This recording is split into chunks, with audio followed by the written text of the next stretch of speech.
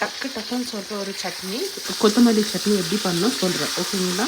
நான் வந்து இதில் உளுந்து கடலைப்பருப்பு போட்டிருக்கேன்.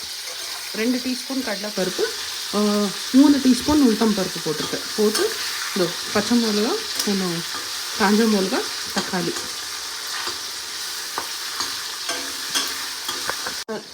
பூண்டு தோலோடு தான் போடுவேன். அந்த டேஸ்ட் நல்லாயிருக்கும், ட்ரை பண்ணி பாருங்கள்.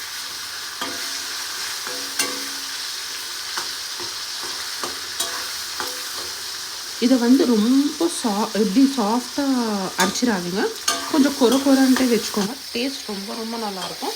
தாளிக்கிறவங்க தாளிச்சிக்கோங்க.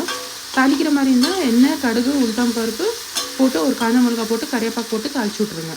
ஒரு கைப்பொடி அவ்வளோ கொத்தமல்லி, இவ்வளோ சாஃப்டாக அரைச்சிக்கோங்க, ஓகேங்களா? இவ்வளோ சாஃப்டாக பாருங்கள்.